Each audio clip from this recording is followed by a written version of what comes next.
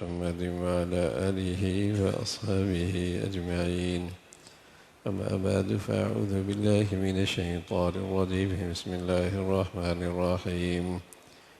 قل أنبئكم بخير من ذلكم للذين اتقوا عند ربهم جنات تجري من تحتها الأنهار خالدين فيها. آپ فرما دیجئے کیا میں تم کو ایسی چیز بتلاؤں جو بدرجہ بہتر ہو ان چیزوں سے؟ سنو ایسے لوگوں کے لیے جو اللہ سے ڈرتے ہیں اور ان کے مالی حقیقی کے پاس ایسے ایسے باغ ہیں جن کے پائیں میں نہریں جاری ہیں، خالدین فیہا، ان میں ہمیشہ ہمیشہ کو رہیں گے، وَأَزْوَاجٌ مُطَهَّرَةٌ وَرِضْوَانٌ مِّنَ اللَّهِ، ان کے لیے ایسی بیویاں ہیں جو صاف ستھری کی ہوئی ہیں اور ان کے لیے خوشنودی ہے اللہ کی طرف سے۔ واللہ بصیر بالعباد، اللہ تعالیٰ خوب دیکھنے والے ہیں اپنے بندوں کو۔ الذین یقولون ربنا اننا آمنا فاغفر لنا ذنوبنا، ایسے لوگ ہیں جو کہتے ہیں کہ اے ہمارے پروردگار، ہم ایمان لے آئے سو آپ ہمارے گناہوں کو معاف کر دیجئے، وقنا عذاب النار، ہم کو عذاب دوزخ سے بچا لیجئے۔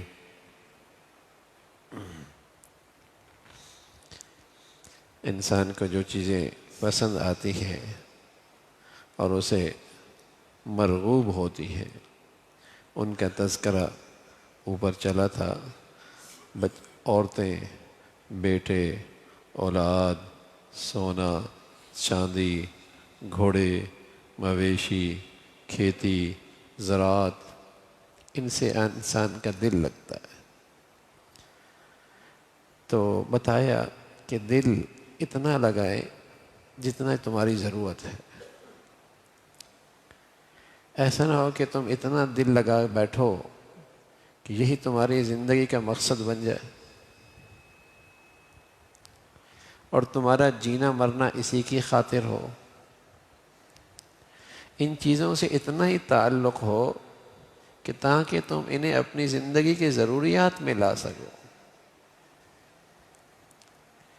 یہ آنی جانے والی چیزیں ہیں، یہ دنیا خود فانی ہے اور ان پر جو کچھ ہے وہ بھی فانی ہے۔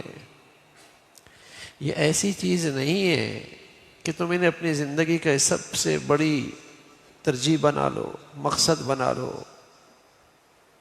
ہاں، اتنا تعلق رکھو۔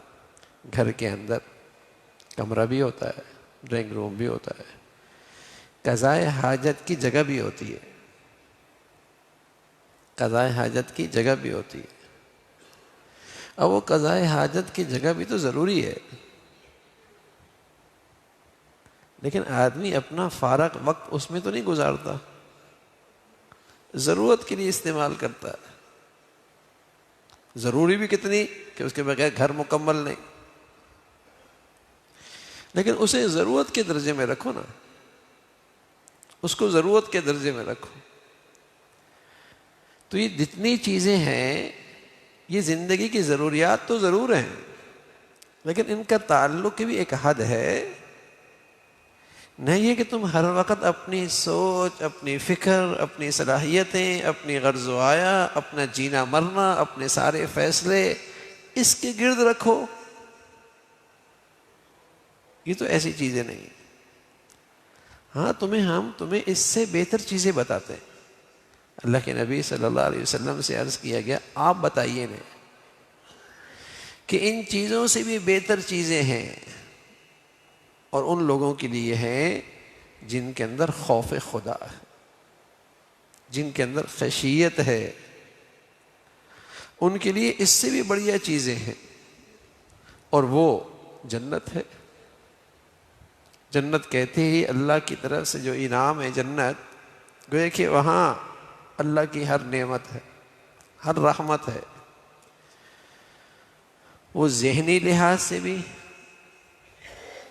اور جسمانی لحاظ سے بھی، مادی لحاظ سے بھی، روحانی لحاظ سے بھی اس میں ہر قسم کی نعمتیں ہیں جس سے اسے راحت ملے گی، ذہنی راحت بھی، مادی راحت بھی، روحانی راحت بھی، اور وہ کیفیت میں بھی بڑھیا معیار، کیمیت میں بھی بڑھیا مقدار، اور قیام اور طعام کے لحاظ سے کہ لمبا عرصہ اس میں بھی بڑھیا نعمتیں ہیں، بھی بڑھیا ہیں، بھی بہت ہیں، بھی لمبے عرصے تک۔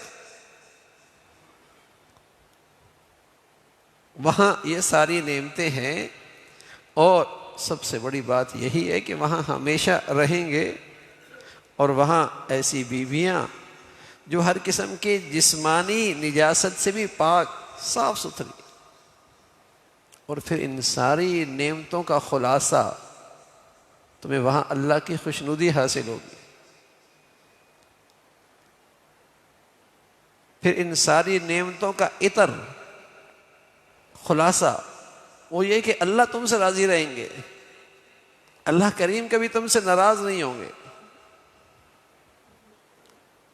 یہ اللہ کے خاص بندوں کے لیے ہے